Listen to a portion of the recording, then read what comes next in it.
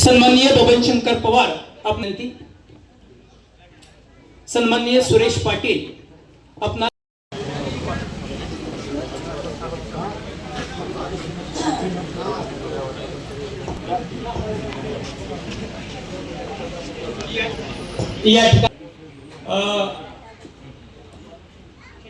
शशिकांत भाऊ आपणास व्यासपीठावरती येण्याची विनंती. सन्माननीय संजय भार्गव पवार आपणास व्यासपीठावर ताकदीनं काम केलं आणि आम्ही आमच्या गावामध्ये कुठंच कमी पडलो नाही. जवळपास आम्ही 250 मताचं लीड दिलं.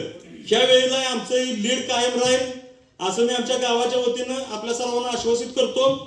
आताच दादा आमच्या कॅनलवरच्या ज्या पोटपाट आणि कॅनल दुरुस्तीसाठी तुम्ही सूचना केल्याप्रमाणे आमच्याकडे मशीन इथं पोहोचलं होतं.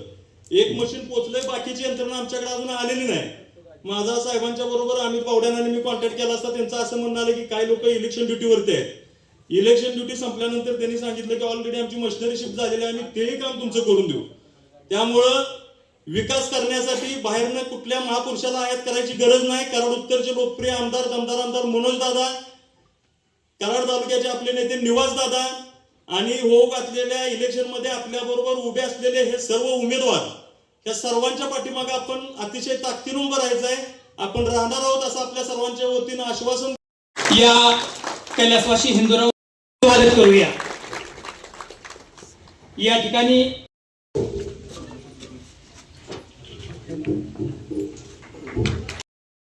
त्याचबरोबर आपल्या सातारा जिल्ह्याचा अभिमान हिंदकेसरी पैलवान संतोष आबा वेताळ यांच्या भाऊजाई सौ अनिता सत्य सामाजिक कार्याची आवड आहे, जाण आहे. आपण आहे आणि त्या ठिकाणी अपक्ष म्हणून काही लोक त्या ठिकाणी भावनिक त्या ठिकाणी बोलून आपल्याला वळवण्याचा प्रयत्न करतात. खरं तर दादानी त्या दिवशी त्यांना त्या ठिकाणी स्पष्टीकरण कोपर्डेच्या सभेमध्ये दिलं. आमची भूमिका होती आबा की आम्हाला अशा पद्धतीत काय नको होतं. तुम्ही म्हणला, मी म्हणलो, पण ही कुणाचीही भूमिका नव्हती. ज्याचा त्याला न्याय देण्याची आमची त्या ठिकाणी भूमिका होती. तुतारीचे त्याच पद्धतीनं अपक्ष उमेदवार असतील, हे मुंबईला जाऊन पुण्यात जाऊन तुमचं बिल माफ करू शकतील का, एवढंच तुम्ही त्यांना विचारा. किंवा काय अजेंडा आहे त्यांच्याकडे पुढं, हे कुणाकडे जाणार आहे आणि विकासाला कामं मागणार आहे. त्यामुळं आज आपण जर इथला इतिहास बघितला तर इथल्या नेत्यांच्याकडे ग्रामपंचायत होती. मी आमदार झाल्यावर आमच्या काही तरुण मंडळींनी तो उपोषण करावं लागलं. त्यांना नाही लक्षात आलं की मुलं का उपोषणाला बसले. सगळी यंत्रणा घेऊन आलो. बीडीओ, इथले टीपीओ असतील, संबंधित बांधकाम विभागाचे ज्युनियर इंजिनियर, डेप्युटी इंजिनियर, ही सगळी मंडळी घेऊन आल्यानंतर खऱ्या अर्थानं लक्षात आलं की ज्या लोकांनी तुम्हाला ग्रामपंचायतची सत्ता दिली त्या पात्र लोकांची घरकुलं ह्या मंडळीने घेऊन दिलेली नाही. थोडस कानावर येत होतं की त्या ग्रामसेविका ज्या होत्या इथं त्यांच्यावर थोडा दबाव होता या मंडळींचा. मी त्यांना एका जनता दरबारमध्ये उमरजच्या ती तक्रार आल्यानंतर सांगितलं होतं, आज तुम्ही कोणाच्याही नादाला लागून चुकीचं या ठिकाणी प्रशासन करू नका. उद्या जर अडचणीत तुम्ही आला तर तुम्हाला कोणीही वाचवू शकत नाही. ही मंडळी, ही परिस्थिती होती.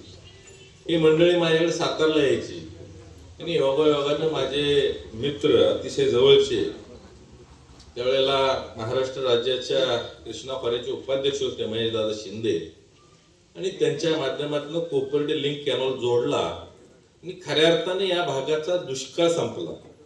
अजून 7 दिवस जरी ते जोडला नसता तरी त्या वर्षी इकडे ऊस काय बघायला जावंच लागलं नसतं. ही परिस्थिती होती.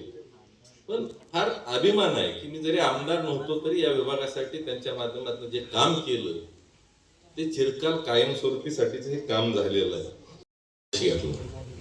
आणि मला सुद्धा त्या प्रवेशाला म्हणजे निमंत्रण आलं होतं, पण असंच आपलं शेलू काकांनी दिलं होतं. त्यांनी काही दिलं नाही त्यामुळे मी पण आलो नाही. का तर आता प्रवेश त्यांनी घातलाय. त्यांनी एवढं पण सांगितलं, शेलू काका तुमचं काम चांगलं, तुम्ही आला पाहिजे. तुम्ही भारतीय जनता पार्टीत येत असला तर जया भाऊंच्या कार्यक्रमाचा जेवणाचा मांडवा सकट सगळा खर्च मी करतो. आणि केला का नाही ते आता शैलेश काकाला माहित, मला काय ते माहित नाही. मग आता जर त्या वेळेला प्रवेश घेताना शैलेश काका चांगला होता तर काकाची माझी पण फार जुनी ओळख आहे. एक चांगला कार्यकर्ता भारतीय जनता पार्टीत आला, मला पण आनंद झाला. आणि ज्या वेळेला या ठिकाणी भारतीय जनता पार्टी सर्वे करत असते, त्यामध्ये कोणता उमेदवार चांगल्या पद्धतीने या ठिकाणी काम करेल, कोणाला पॉप्युलॅरिटी आहे, तर त्यात शैलेश काकाच वरचढ ठरला. त्याला आता काय करायचं. आता जर मी महेश अण्णाला तिकीट दिलं असतं तर म्हणलं असतं मी पार्सलिटी केली, का तर अण्णा माझा खास माणूस आहे. पण आता पक्षाकडनं हे नाव आलं तरी सुद्धा म्हटलं की आपण बाबा एकत्र बरेच दिवस काम केलेलं आहे आणि आपण एकत्र राहिलं पाहिजे. आणि तोपर्यंत आम्ही हिंद केसरी वेताळ पैलवानांना जवळ पण घेतलेलं नव्हतं. त्याच्याने मी आधीच निरोप दिला होता, आमचं इकडं नीटनेटकं झालं की आपलं तुमचं तुम्ही, तुमचं बाण हीच के ताण. त्यामुळं काय करायचं, बऱ्याच वेळा देव द्यायला आला जर आपला पदर फाटका असला तर फार मोठी अडचण असते. आणि त्याच पद्धतीची परिस्थिती त्या ठिकाणी झाली. मला अगोदर त्यांचा निरोप आला की आदरणीय फडणवीस साहेब हेलिकॉप्टरनं मला तिकीट घेऊन येतील आणि देतील. म्हणलं बाबा आहेत मोठी माणसं, आपण कुठे ह्यांच्या नादाला लागा, येऊ दे हेलिकॉप्टरने तिकीट. आता ज्या दिवशी मुलाखती घेतल्या त्यावेळेला शैलेश काकाच्या वहिनी असलेली पंचायत समिती सगळी मंडळी त्या दिवशी मुलाखत द्यायला आली होती. हे माझ्या शेजारी बसले होते. त्यांच्या पण वहिनी आत अँटी चेंबरला बसले होते. मला वाटलं संघ दोघ जण आले असतील मुलाखती द्यायला आलेत ती काय मला माहित नव्हती. तर माझ्या शेजारी बसून सुद्धा मला म्हटले नाहीत की मला बाबा जिल्हा परिषद लढायची आहे. पण तरी सुद्धा मी 2 दिवसानं तुकाराम आपले मंडलाध्यक्ष म्हणल्यावर तुम्ही त्याशी माझं नाव घेतल्यापासून मला रोज फोन येत आहे.